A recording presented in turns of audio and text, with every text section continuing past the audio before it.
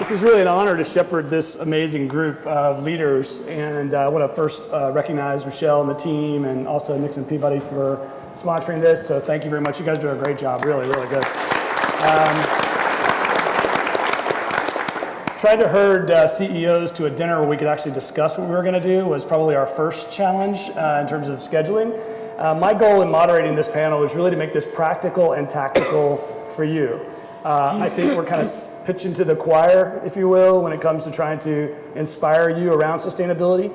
So I'm inspired by this group, and we'll do a little bit of inspiration, but my goal really in moderating is to get really practical and tactical and give you some things you might be able to do to walk away and influence the C-suite or really take your sustainability efforts to another level. So with that, I'm going to go over a few rules, all right? We didn't have a chance to talk about the rules, but there are rules, all right?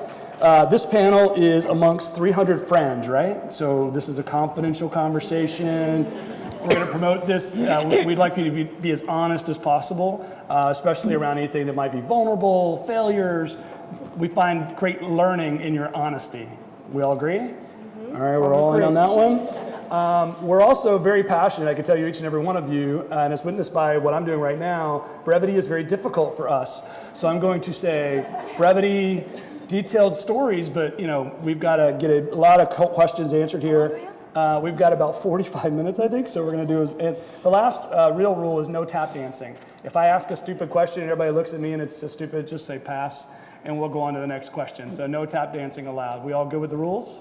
Good rules. All right, good. So we're going to see if we can get through this. So I'm going to start off with the first question just to kind of set the tone. Introduce yourself, your company. What I'm really looking for is why are you so passionate about what you're doing? What's core to that passion? Where did it come from? And I think we'll start off with that question. You want to start, Mindy? Sure. So I am not a personal business person. I run an organization called Ceres, and we work with 95 large and mostly publicly traded companies and 150 investors to integrate sustainability into everything they do. And what I'm most passionate about is the fact that we've reached critical mass. 20 years ago, I was in this room, and 19 years ago and 18 years ago when I was regional administrator of the EPA, and sometimes at straight environmental events, but at BSR events as well. And I would say that people were dabbling then in sustainability. Companies saw it, cared about it, might have had a small program addressing it within philanthropy, or just, let's do a cleanup day of the river.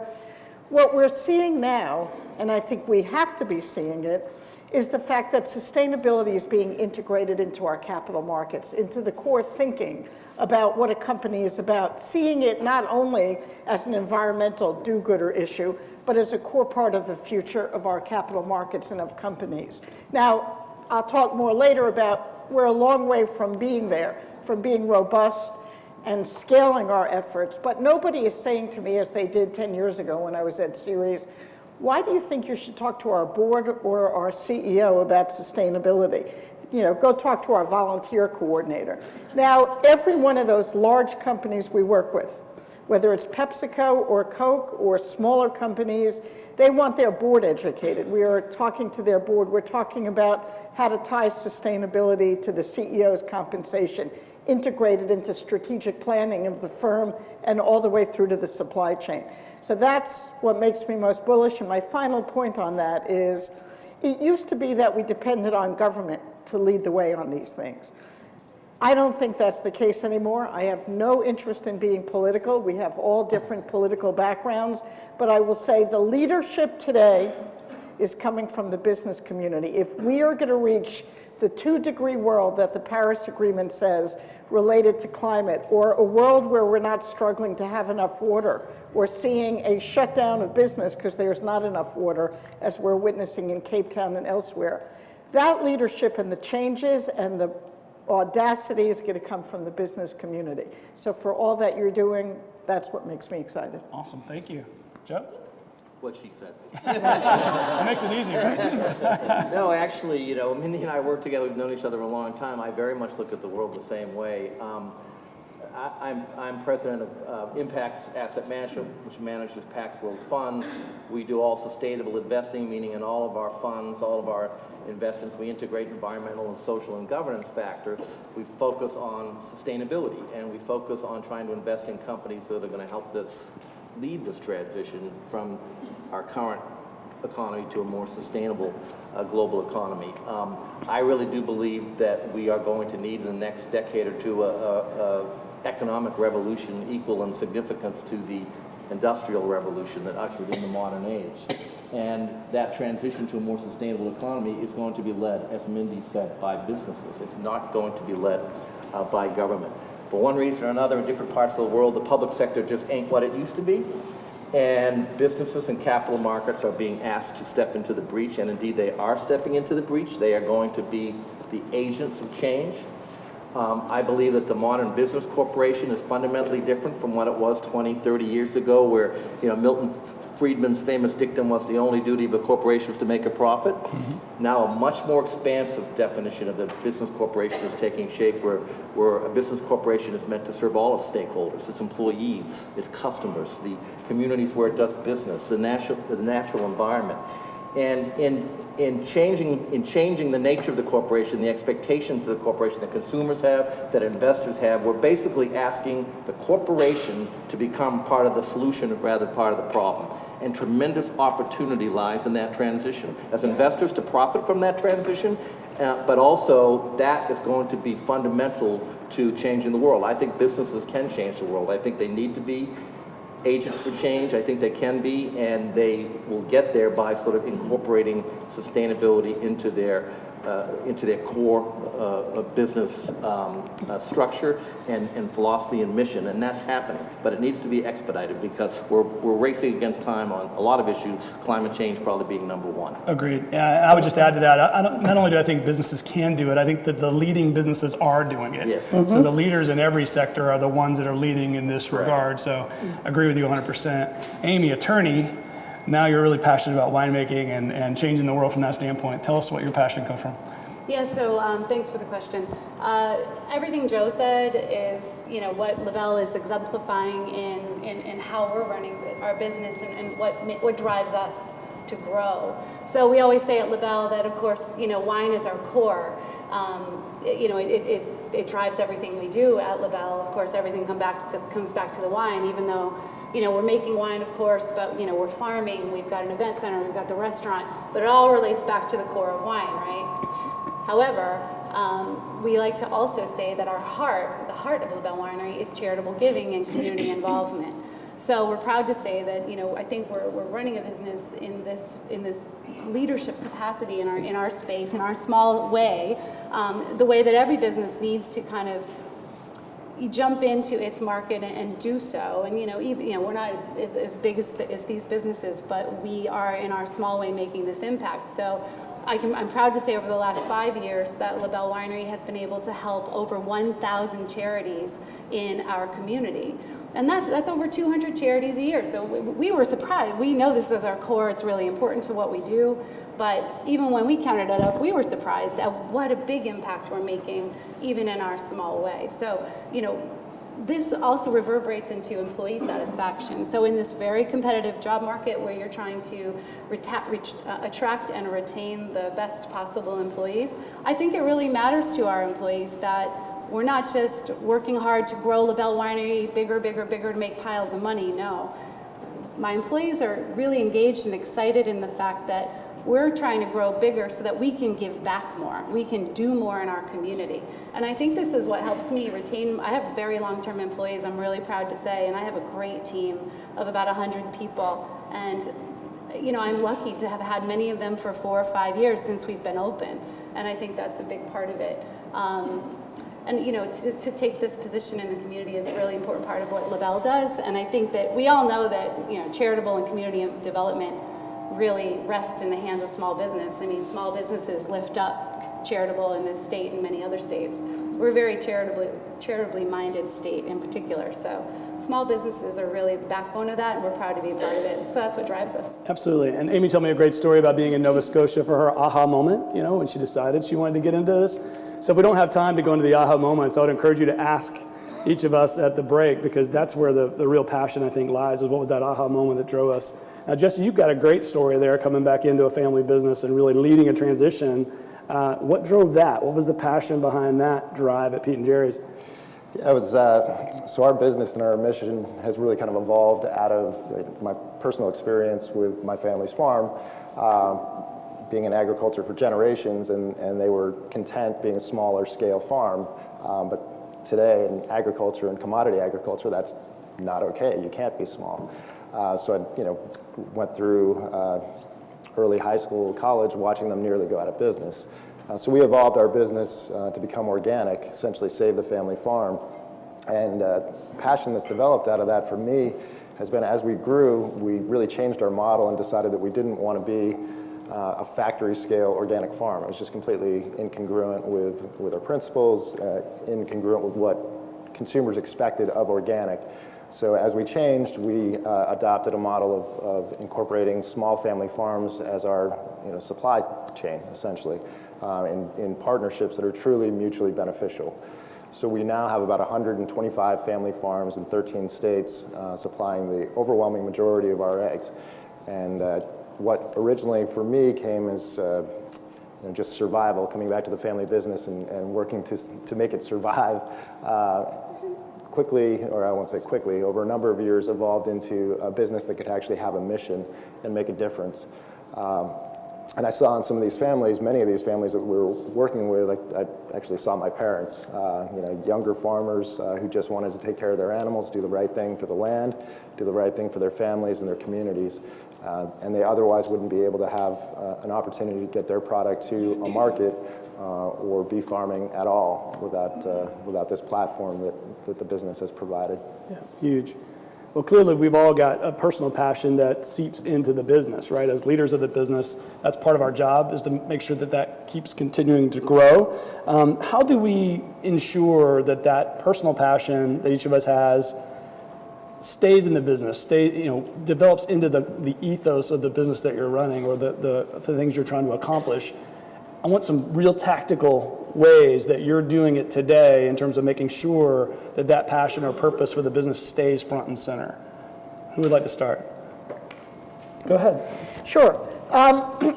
It does have to be integrated. This is not about, the whims of one CEO who transfers out and there's somebody new. And so some of the ways to make sure, we argue, and I'm sure many of you agree, that sustainability is a fundamental risk issue. It's one of the primary purposes of a board of a company, whether a small board or a publicly traded company, is to examine risk. And if you're not looking at what's the risk of not enough resources, of not being able to have enough water, of having human rights problems in your supply chain, you're ignoring those risks. So a specific thing is the board should be involved in setting goals around sustainability. Not doing the work of management, but being involved, being integrated, setting goals. The CEO should have goals around sustainability that are public, that are transparent, that have involved development with some group of stakeholders. Sustainability needs to be integrated into what the CFO does in strategic planning, because it's about what you buy and what kind of trucking systems or refrigeration systems. It's not just a compliance person keeping you in good stead with the EPA or the State Environmental Protection Agency. And make sure that in addition to having goals for whatever the core sustainability metrics are, climate, water, human rights, air pollution, waste, have clear goals that you involve your teams in. Let everybody around the company have some stake in it. And then your supply chain, whether you're small or large, your impact on your suppliers is crucial. So set some goals and do some training for those in your supply chain. Some of them are small, they may not know what you know, but to the extent you can help them, that would be great. One final thing is we find lots of companies, small, medium, and large, believing in sustainability, moving forward. I think it is about scale, but have a consistent policy position as well. In the end, company by company by company can't get us to the end result that we need to do to build a future for our kids. We need every company. There ought not to be a playing field where the good guys do X and everybody else ignores that. So in addition to changing your company and integrating sustainability into the fabric, into the goal setting, into the strategic planning, integrate it into how you think about public policy, because we can't get there if it's 24 companies. We need to be talking to 200,000. Agreed. So I heard stakeholder alignment at the top, clear goals, and then policy, being involved in policy. And right? supply chain. And the supply chain. Great. Anyone else? Two things I think. Companies that aren't where they need to be probably have challenges or problems in two areas, governance and culture. You really need strong governance, oversight, accountability, and so forth, and you need a strong culture. And I think if you look at, take the Me Too movement, Time's Up, and sexual harassment, discrimination, and so forth, I think companies where that's occurring are companies that have some sort of breakdown in their governance and oversight and accountability, or in their culture, or both. And there's ways to attend to those problems.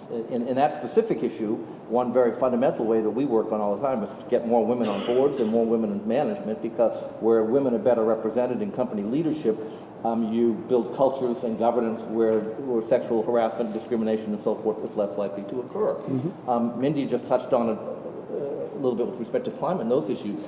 If it's just an add-on, if it's a committee or something that's not fundamental and the governance structure in terms of the policies and so forth that the company adheres to, and their goals and their business plan for the next 3 years, if it isn't completely integrated and it's going to be an add-on, you're not going to get there. If the culture isn't one where the employees are encouraged to sort of add to this and contribute, you're not going to get there. One little thing we do, and I'm not sure the bigger businesses can quite do this, we only have 56 employees in Portsmouth, but we try to have as flat a management structure as possible and to be as less hierarchy, and so that we're one big team and everyone works in teams and everyone feels they have an opportunity to contribute. That for us has worked. We look, in our hiring, we look for team players who really want to contribute to a culture, who don't want to just sit in a box and do their job, but want to be part of a culture, want to be part of a team. That's helped in our efforts. So hiring, training, sort of a team mentality, that's all, I think, helps sort of inculcate in our workforce the sort of mission that is at the heart of the type of investing we do, which is sustainability focus. Yeah. So you mean sustainability is not just kind of a feel-good, emotional, we actually need to put some boundaries on it and help people understand. Metrics tied to it, exactly. Governance, culture. Just to build on that real quick, we recently rolled out we call it holacracy light, but we don't say the holacracy word internally because it's really scary. But the concept of cross-functional teaming with very clear purposes and roles to force that, to your point, force those people around the table to talk to one another and really drive some of these things home. It's a great approach from a governance, and culturally it can be a shift, especially if you're trying to force it from the middle up, right, which we'll talk about in a minute. Any other ways you want to add on? Yeah, I just want to add on a really simple example. Obviously you've got to work sustainability and community involvement into your mission statement, so and you've got to publicize that to your employees. So everybody understands the mission. You've got to communicate this mission to your employees and get them on board, right? That's kind of ground rule 101, right? But then there are lots of little things and there's lots of big things that you can do. One little thing we do at LaBelle to get our employees involved in our community mission is that we've kind of adopted the local grammar school and middle school. We fund their school lunch program so that there isn't a single child in Amherst who isn't able to get lunch or seconds if they want them because they don't have enough money. LaBelle funds that program. We do it in concert with our employees. So all we have to do, it's like simple. This is like the easiest thing you do. You can all do this when you go back. We put a jar under the front counter, and employees can drop in $1 if they get a little extra tip money that day or whatever. Any employee can drop in $1, $5, $20, whatever it is. And at the end of the year, my husband Caesar and I match it. So everybody knows that they're making a dollar for dollar impact in the local school. And we take that money at the end of the year, we count it up. We're excited, we go to the bank, we bring the quarters, we dump them in the quarter thing, and it counts them all up. We let everybody know the total, and we let them know that we funded the school lunches for the entire year. This is a really easy That's huge. thing. That's huge. It's like the Easy. tiniest, easiest thing. You don't even need to have an Excel spreadsheet for this. You just put it in a jar. Easy breezy, right? That is awesome. What a great tip. We do volunteer paid time off. A lot of people do that as well. Yeah, I think the point the point is that if you get the employees involved in the giving Yeah, they love and in the mission, it spreads. If Jesse, you how make do it you, easy for them. absolutely. Yeah. Jesse, how do you make sure the passion stays in the ethos, you know? Yeah, no, I agree. I think it has to be in the culture. That's number one. That's a huge part of it. But I also think sustainability needs to be central to your mission. If sustainability is important to you, and in our case, we're very fortunate. It's almost easy. It's a feedback loop for us. I mean, we market our product really through our mission, or using our mission to drive the reason for consumers to trust us and buy our product. And that's sort of the compass by which we run our day-to-day business. Are we doing the right thing by the farmers? Are we doing the right thing by our community? Obviously, are we doing the right thing by our hens? So it's a constant feedback loop where we're sort of checking ourselves throughout the company to make sure that we're doing things right in a way that we believe in a way that our consumers expect, and we can tell the story around that to them. Yeah, that's huge. I'm going to shift gears a little bit. I was really impacted by Leith's presentation this morning. The keynote was amazing. I learned a ton. Love the concept of the squiggle. And my question has to do with straightening the squiggle. Right? So as leaders in a company, and there are many leaders in the audience here, what's our role as it relates to straightening out the squiggle? That's a tough question for me in terms of balancing, kind of getting too involved versus allowing the company to do its thing. But when you think about all the machinations to try to do something from a social impact standpoint in the company, is there a role that we might play as leaders in straightening that line? And what advice might you have to help straighten out that line a little bit? Jesse? Yeah, I think my experience in our business, starting very, very small 18 years ago when I came back, I was making A to B happen, so it was a straight line most of the time. I didn't, there was no internal politics that you have to deal with. And as the organization grows, you start to see some of those squiggles and realize that they do happen. And of course, I think we're probably far better than most larger organizations, but silos are starting to develop, and it's an ongoing challenge that I'm watching, as we evolve. So I think, the role or the importance that a leader can play is to your point, knowing when to step in, when not to, when to facilitate, when to, if nothing else, project how important an initiative is, and working, with your groups or your people individually to find out what those roadblocks are and facilitate it. Yeah, to some degree, the smaller company has an advantage. You're closer to the founder. I'm reading a great book right now called The Founder's Mentality. There's a way that founders think. It moves a little quicker. Joe, you've invested in some larger companies, correct? Have you seen any of them have any success in kind of straightening this squiggle and actually making social impact in a way that could be faster, if you're in a larger company that can be bogged down by that bureaucracy? It's funny, I think we're obviously a smaller company, and I think we have the luxury of being able to be more entrepreneurial, more nimble. We move more quickly and so forth.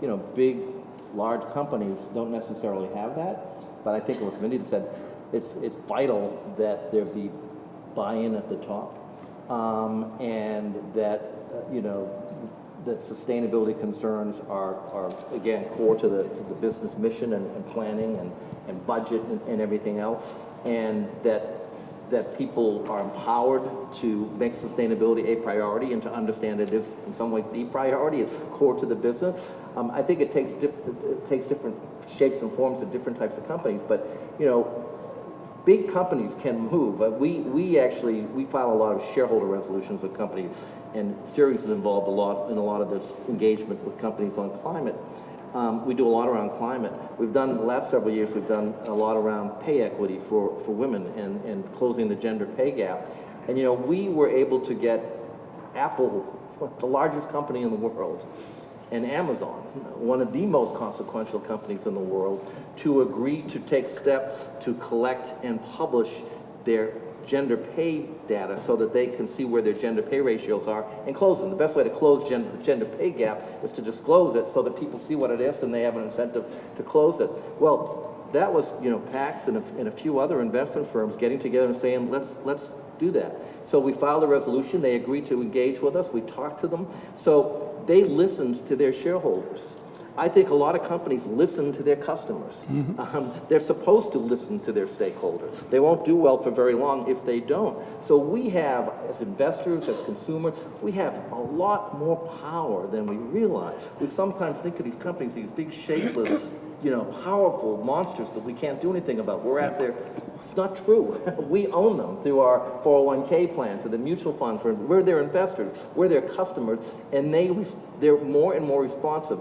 In a sort of 24/7 digital media environment where everything they do is going to get reported, they have to be more responsive. To not be more responsive creates risk for them. So we can change corporate behavior. And I think as consumers and investors, we can do more than we think for to change the very biggest companies. I agree. Let me give you an example of one or two big companies. We work closely, and they're a member of series with PepsiCo, big company, and they see sustainability as vital to their future. If they don't have enough water, guess what? They can't make their product. If they don't have enough materials and certain other products, they can't make their product. They can't exist without thinking about both environmental issues as well as future employees and so on. We built with them and worked with them on something called Performance with Purpose. The goals were set by Indra Noory, the CEO at the top. Mahmood Khan, the number 2 person, lives them, has them up on his office, but they're division by division of the company. So there's a goal around waste, and there's a goal around water, and there's a goal around diversity. And there is a goal around supply chain fairness and trading. And there are 8 goals, multi-sectoral teams from all around the company, and meeting those goals are as important to them, and they have to be. They set the goals out, they put them out and told their employees, their shareholders, as well as their customers, that those were their goals, and guess what? They're meeting them. And the enthusiasm, we did a town meeting that was 600 people in the room and people videoing in from 20 countries.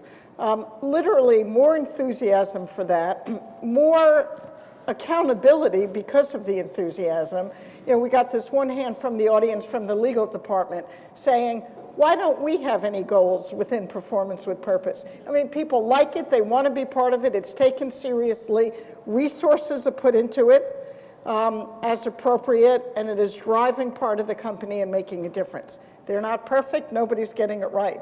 Or even Walmart, who, there are certainly social practices that haven't hit the mark yet, but on the environmental side, what they've done to promote organic cottons and change in transportation systems and a gigaton saving of carbon emissions is nothing short of monumental. So this is being done at small, medium, and large companies in different ways.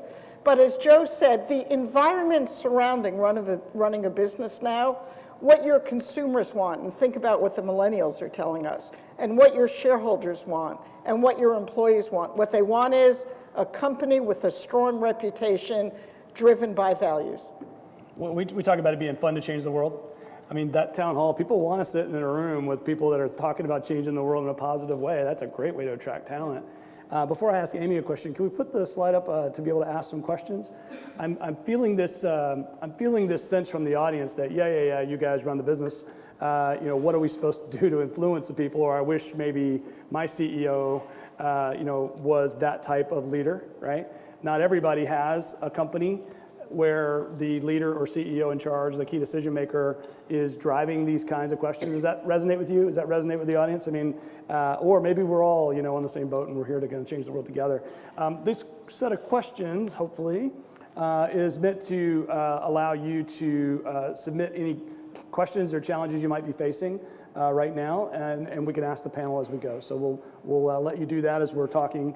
Amy, are there any frustrations that you have, that you run into when you're trying to use your business's impact for good, right? I mean, are there frustrations you run into? Can you talk a little bit about that? Sure, I'd be happy to. There have been a few frustrations along the way. There always are. Otherwise, I wouldn't know that I was awake. I know that when we were building, for example, we tried our best when we were building LaBelle Winery to be a sustainable building. We began with a SIPS panel construction, which, if you're not familiar with, is plywood, 12 inches of foam, and another piece of plywood gets put up around a timber structure like a post and beam barn, and it kind of snaps together like a puzzle piece. Why do we want to do that? Well, it's incredibly energy efficient, and we lose a lot less heat in the winter, and when you've got 2x4 construction, you've got 2x4 insulation, 2x4 insulation, and every one of those points is a point of heat loss. We don't have that. So it's a very efficient building. We put convective cooling windows up in the top so that if it's hot in the great room during an event with 250 people, we can open the windows and open a door and the heat just goes right out. So it's a very quick and efficient way to cool the room when the weather conditions are right. And so that works for us. So lots of little things like that. So one thing we wanted to do, though, and getting back to your question, during the construction phase was to put in geothermal. But we had a very hard time convincing the bank to allow us to increase our construction budget for that item. It was a pricey item, granted. However, it would have saved us so much over the long run and made such an environmental impact. So we were very disappointed. So we have to kind of get the financing piece to change, the discussion and all of the things that go into those decisions. So that was a disappointment. So we wanted to do more, but the financing wasn't there. Another frustration that we have is from the consumer perspective side. So I've gone to light bottles. I have a lot of wine bottles that are eco-friendly because they're thinner and lighter. So they don't cost as much to ship to me. They're not as much of an environmental impact to ship to me. And also it doesn't cost me as much to ship them to you or to send them out in trucks to stores or whatever. And it adds up, little by little. However, the consumer perception of a lighter bottle of wine, like you pick up a heavy bottle of red wine and you've got that, like, oh, this is going to be really good. It's heavy. It's got huge cork in it that came from a poor cork tree that we've drilled into. So it's hard for me to make my changes to the environment without getting to shift that needle for the consumer perspective so that you guys know that even though my bottle's a little lighter, there's still quality wine inside. It's getting that whole consumer conversation opened up, and that's a hard thing to do, and it's a hard thing to divert your marketing dollars to. So it's kind of a conundrum. Yep. So we try to do a little better, but we got to get the consumer educated too. Major balance there. Yeah. Jesse, you guys are growing like a weed, right? Are there any social impact goals that you've set for the company that you feel like you're having some frustration with, or that are barriers for you, or? Yeah, I mean, probably the biggest barrier that we're facing right now, social impact or sustainability impact, is actually a regulatory issue. Which, interestingly, we would like some more regulation, which is not what most businesses say.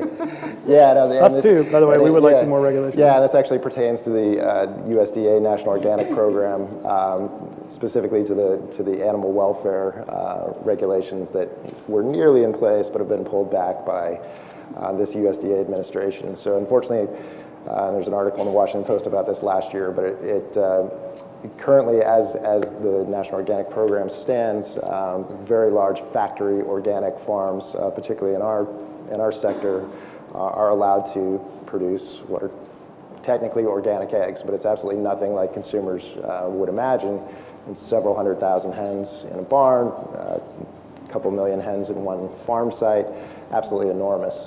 So that's really the fact that can actually happen. It's damaging to the organic seal, but it's also damaging to family farms, and it's a lot of family farms that can't exist or don't exist because of those practices. So we would actually like more regulation, or we'd like follow through on regulation that's been proposed, which is generally the opposite of what most businesses say. Yeah, absolutely. Well, I noticed time up there as a major barrier to kind of getting some of these things done, right?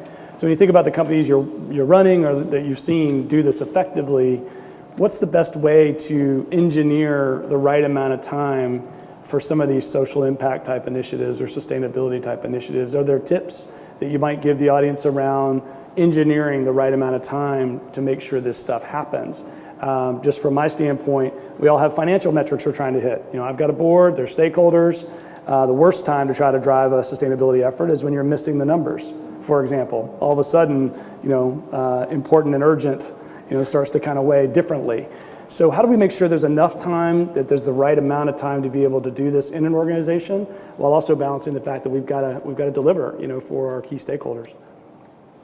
Well, one thing, and this goes back to the point several of us made at the outset, sustainability challenges have to be part of The business. Paying attention, sorry.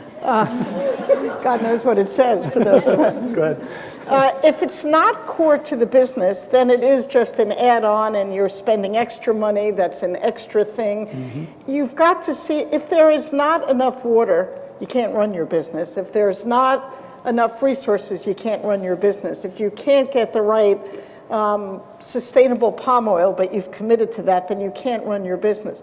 So part of it is making sure there are metrics that show how being a sustainability leader is also good for the bottom line. I mean, of the 95 companies we work with, most of whom are publicly traded, and the 150 investors, the investors are saying, these are some of the largest public pension funds, they are saying to the companies in their portfolios, we believe a well-managed company, a company that's going to not have the embarrassment of Nike finding out that 8-year-olds were in their supply chain, or their workers were working in some embarrassingly unsafe places, that those things shouldn't happen. So addressing them up front and not having the costs and the problems of dealing with them later makes enormous sense. And that is integrating sustainability into your company from the top to the bottom and into the business plan, I think is crucial. Otherwise, it's an add-on. Everybody's under pressure. The pressures are real. Quarterly earnings and short-termism drives our markets. We've got to move that out a bit longer. But you've got to be able to marry the implications of sustainability and the bottom line. Look, saving energy is about saving money.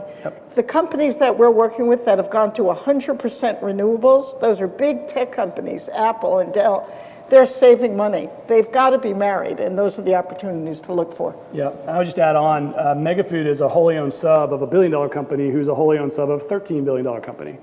And there are lots of great resources to find around why sustainability is important, and they're starting to hear that at their own conferences. But one of the things that was really important for us was creating shared value by Michael Porter. So Michael Porter is, deeply valued by, $1 billion, $13 billion type companies.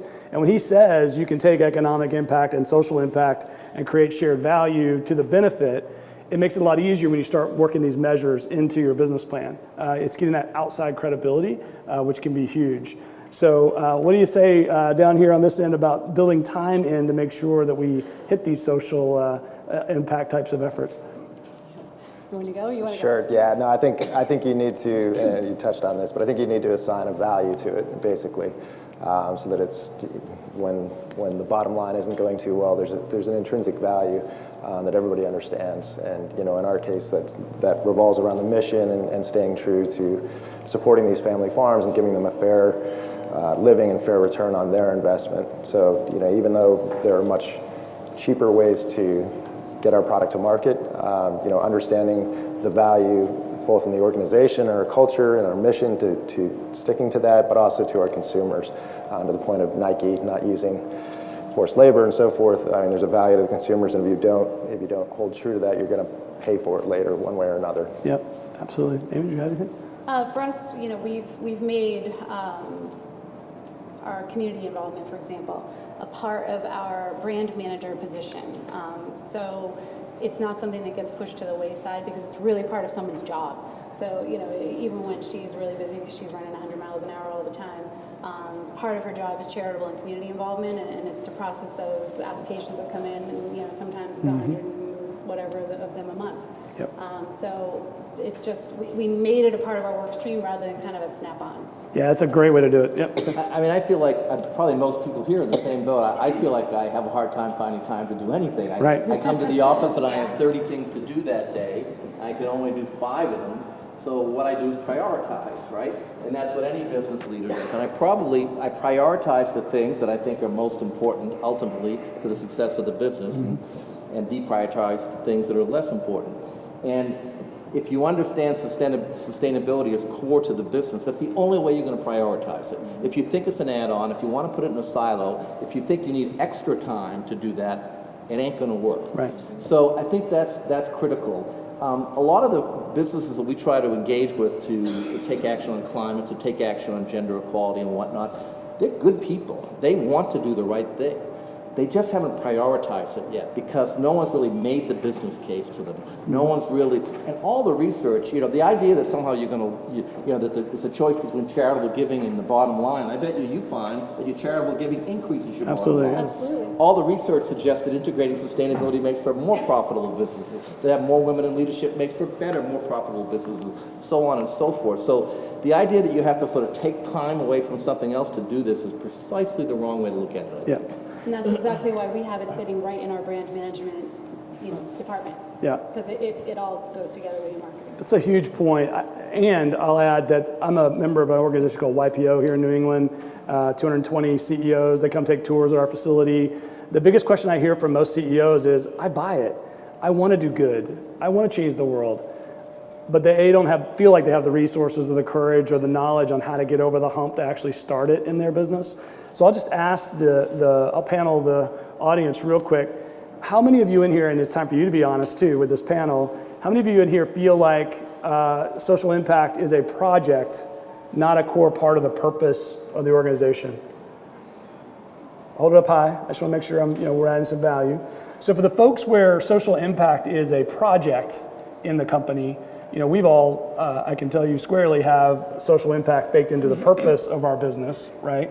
What advice would you have for the folks who are here to help the organization transition from a project into the purpose, especially if you recognize that they probably have to influence a CEO who's just not there yet? Anybody? Go ahead, Amy. Yeah, I think one really simple way to do it, and my quick answer would be to build sustainability or community involvement into your decision-making checklist. So, how does this impact my bottom? You've all got checklists, whether they're written or whether they're in your head. How does this impact my bottom line? How am I going to get this done? How does it impact my balance at work? How does this impact my community? How does this impact the environment? If those questions are added to your decision-making checklists at the very least, I think you'll be moving in the right direction. Good. The global community through the United Nations and the global UN Global Compact and whatnot has arrived at the so-called Sustainable Development Goals. 17 goals for 2030 to try to get businesses effectively to change the world and to help achieve a sustainable economy, solve climate change, solve gender inequality, access to water, access to nutrition, access to finance for people in poor countries and whatnot. No business can do all 17 of those things, but pick one or two. Well, yep. And decide, some of them won't be relevant to your business, but one of them undoubtedly is, or two of them, or five of them. And I think businesses will find if they prioritize them and address them, it will make them a better business. They will become more profitable because they've decided to focus on sustainability. And so you can't do everything, but find a place where you're going to make a difference. Start there. And if it makes your company more profitable, you want to then do two of those things, and then Right. 5 of those things. Right. Start small, pilot projects. Yep. Yep. Individual. Well, show the results, even if it is one pilot project. Bring enough people in, show the enthusiasm for it. If you can prove the benefit of it as a culture builder as well as a money saver, that's a great place to start. And then talk to people closest to the top. Funny thing when we bring CFOs into these discussions and they see where they can save money, not spend money, or think about how to finance things. So find the opportunities to educate others and keep moving it up. Yeah, it's really about starting those pilots and really using it as a platform to educate and kind of spiral back up a little bit. But I think we have time for maybe 2 more questions. So if somebody has a burning question for us, I cannot read that up there to help decipher it quick enough. But if somebody has a quick question, make your way to the microphones. I'm going to ask one question, and then we'll come to the audience, and then we'll ask a final question, all right? So I wanted to pivot a little bit to this whole concept that Lee threw out around economic mutualism. I had to look up mutualism, to be honest. The doctrine that mutual dependence is necessary to social well-being. Economic mutualism is my big key takeaway today, right? So the concept, and she also said we need a radical increase in healthy flow of purpose-driven ideas. And one of the things that comes to mind for me on this is, especially in New Hampshire seems like the perfect petri dish for companies to come together to collaborate, to try to kind of explore this concept of economic mutualism a little bit. Is there a need for that? It's really hard when you're in your business. You get so siloed, right? Is there a need for that? Is there proof that that works outside the multi-billion-dollar companies? Can New Hampshire go there and do that? Is that something we should be thinking about and talking about as a business community? I think we not only need it, but it is what will build it and let us get to scale. So if you are a farmer that's trying to do organic farming and watching the world around you ravage the lands in irresponsible ways, there is an extraordinary mutual benefit in how it builds your business and changes the world to change the practices that are out there, and we see that every day. There needs to be, and it's important to have, a goal that is impacting your business as well as impacting the world around you. That's where we're seeing the kind of results that we're getting.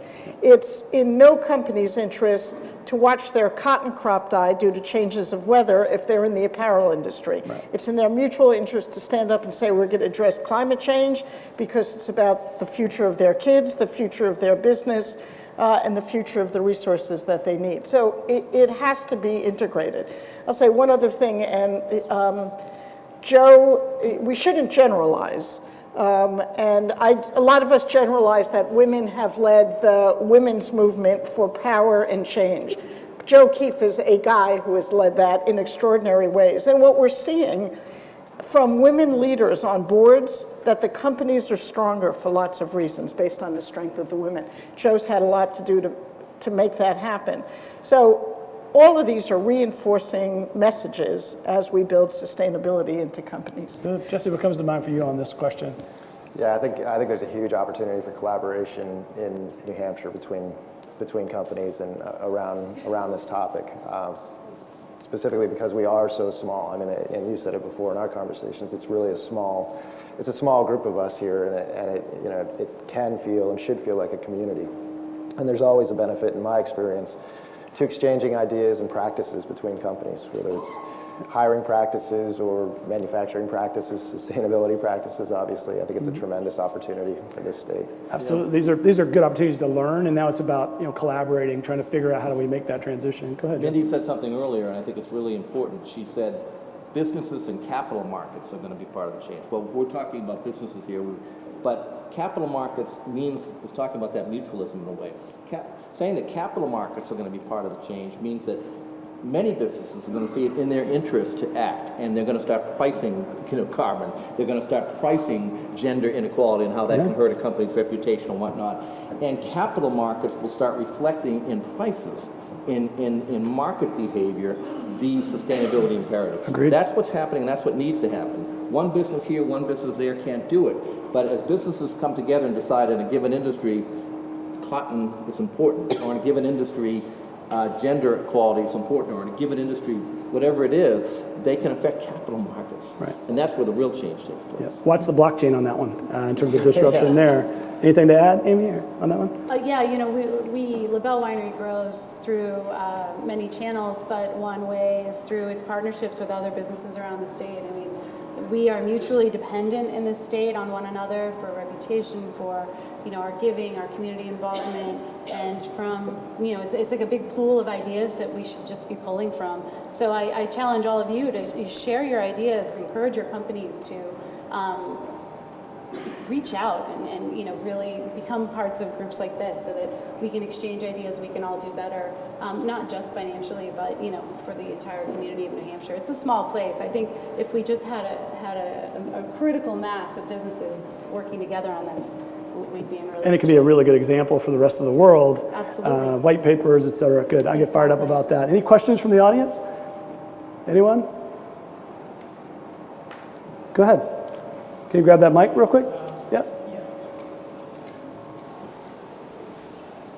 It's interesting. There's probably an on button, or you can scream it. What was interesting to me was talking about how. Okay. I can't hear a difference. It's all good. Just scream it out. You're talking a lot about what's essentially values, and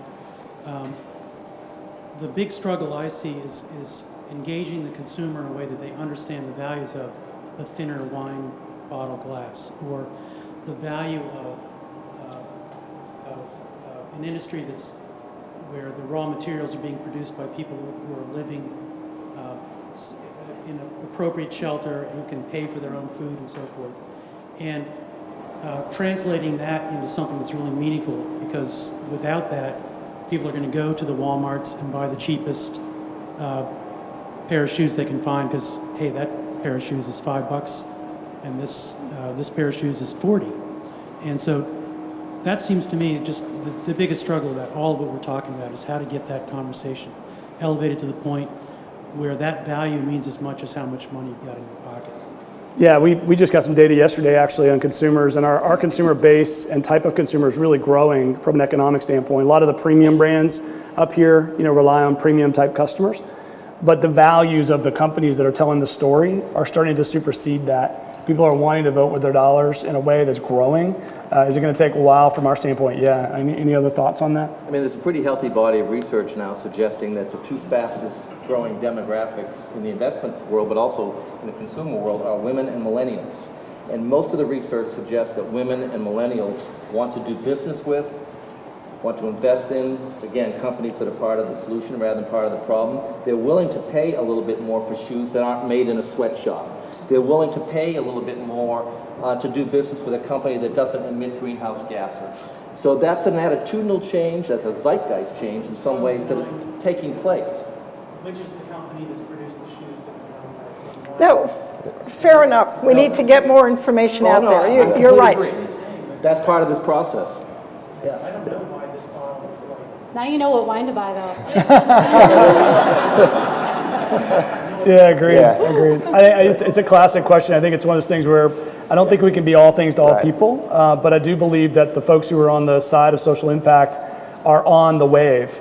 All the data supports that that's where the growth is. It's also really hard to put your marketing dollars in spreading that message, though. Right. It's hard to make that allocation. And it also feels a little self-serving, like, oh, look at me, I do all these good things.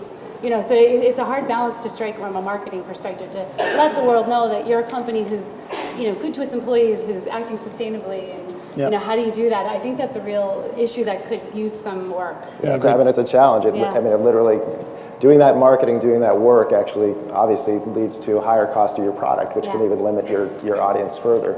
So it's a tremendous challenge, and there's so much greenwashing that goes on today. And again, to the point that the consumers, the groups that are growing, are more interested in authenticity, and they are more interested in doing their own research and investigation. We just can't get there fast enough. Agreed. I should have asked for questions from the audience earlier because this is stirring up a lot of good stuff. Go ahead. I just wanted to respond that one reason that Stand up, please.